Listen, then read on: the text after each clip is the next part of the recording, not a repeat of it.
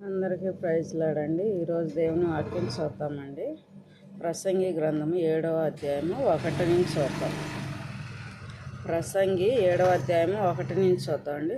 సుగంధ తైలము కంటే మంచి పేరు మేలు, ఒకరిని జన్మదినము కంటే మరణ దినమే మేలు. విందు జరుగుచున్న ఇంటికి పోవుట కంటే ప్రలాపించుచున్న వారి ఇంటికి పోవుట మేలు. ఏలయనగా మరణము అందరికీ వచ్చును కనుక బ్రతుకువారు దానిని మనసును పెట్టుదురు. నవ్వుట కంటే దుఃఖపడుట మేలు. ఏలయనగా కిన్నమైన ముఖము హృదయమును గుణపరచును. జ్ఞానుల మనసు ప్రలాపించు వారి ఇంట మీద నుండును. అయితే బుద్ధిహీనుల తలంపు సంతోషించు వారి మధ్య నుండును. బుద్ధిహీనుల పాటలు వినుట కంటే జ్ఞానుల గద్దింపు వినుట మేలు. ఏలయనగా వాన క్రింద చిటపటయు చితుకుల మంట ఎట్టిదో బుద్ధిహీనుల నవ్వు అట్టిదే. ఇదియు వ్యర్థము. అన్యాయము చేయుట వలన జ్ఞానులు తమ బుద్ధిని కోల్పోవుదురు. లంచము పుచ్చుకునుట చేత మనసు చెడును. కార్యలాభం కంటే కార్యాంతము మేలు. అహంకారము గలవాని కంటే శాంతము గలవాడు శ్రేష్ఠుడు. ఆత్రపడి కోపపడవద్దు. బుద్ధిహీనుల అంతరంద్రియములందు కోపము సుఖ నివాసము చేయును.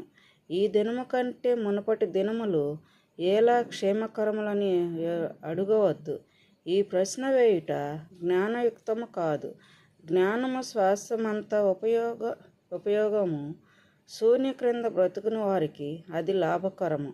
జ్ఞానము ఆశ్రయాస్పదము, ద్రవ్యము హాస్యాస్పదము.